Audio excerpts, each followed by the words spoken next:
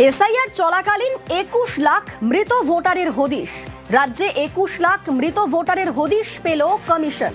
আজ সকাল 8টা পর্যন্ত এসআইআর চলাকালীন এমনই তথ্য সামনে এসেছে। আমাদের সঙ্গে সরাসরি রয়েছেন সোমরাজ। সোমরাজ, কোথায় কত মৃত ভোটার, কি আপডেট পাচ্ছে নির্বাচন কমিশন সূত্রে?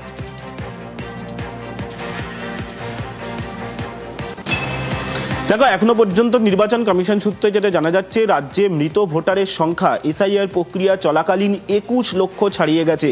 গত শনিবারই রাজ্যের মুখ্য নির্বাচনী আধিকারিক মনোজ কুমার আগরওয়াল জেলাশাসক তথা ডিস্ট্রিক্ট ইলেকশন অফিসারদের সঙ্গে যখন বৈঠক করেছিলেন, সেই সময় কিন্তু মৃত ভোটারদের তালিকা যাতে আরও দ্রুত পাঠানো যায় তা নিয়ে জেলাশাসকদের স্পষ্ট নির্দেশ দিয়েছিলেন এবং তালিকা কেন আপলোডিং করতে এত দেরি হচ্ছে তা নিয়েও সওয়াল করেছিলেন রাজ্যের মুখ্য নির্বাচনী আধিকারিক। এবং তারপর দেখা যাচ্ছে একাধিক জেলা থেকে আরো বেশি করে মৃত ভোটারের তালিকা সামনে আসছে, যেখানে দেখা যাচ্ছে 21 লক্ষও ছাড়িয়েছে। এবং যেটা এখনো পর্যন্ত নির্বাচন কমিশন সূত্রে জানা যাচ্ছে, রাজ্যে এখনো পর্যন্ত আজ সকাল 8টা পর্যন্ত মৃত ভোটার পাওয়া গেছে 21,05,369টি, যার মধ্যে উত্তর কলকাতা এবং দক্ষিণ কলকাতায় সব থেকে বেশি রয়েছে মৃত ভোটার শতাংশের হিসাবে। উত্তর কলকাতায় যত সংখ্যক ভোটার রয়েছে তার অনুপাতে দেখা যাচ্ছে 6.74% মৃত ভোটার পাওয়া যাচ্ছে, আর দক্ষিণ কলকাতায় যত সংখ্যক ভোটার রয়েছে তার অনুপাতে দেখা যাচ্ছে 5.93% মৃত ভোটার রয়েছে।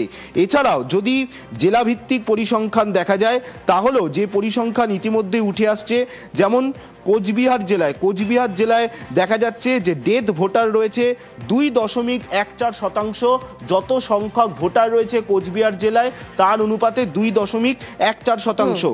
আর যদি জলপাইগুড়ি জেলা দেখা যায়, তাহলে জলপাইগুড়ি জেলাতে দেখা যাচ্ছে মোট মৃত ভোটার রয়েছে, যত সংখ্যক ভোটার রয়েছে তার অনুপাতে 2.83%।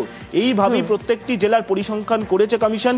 এবং কমিশনের তরফে ফের বিভিন্ন জেলাশাসক তথা ডিস্ট্রিক্ট ইলেকশন অফিসারদের নির্দেশ দেওয়া হয়েছে যে মৃত ভোটারের তালিকা প্রস্তুত করতে গেলে আরো সক্রিয় হতে হবে। এই বার্তাও কমিশনের তরফে আজ দেওয়া হয়েছে বলেই কমিশন সূত্রে জানা যাচ্ছে। বেশ, ধন্যবাদ সোমরাজ।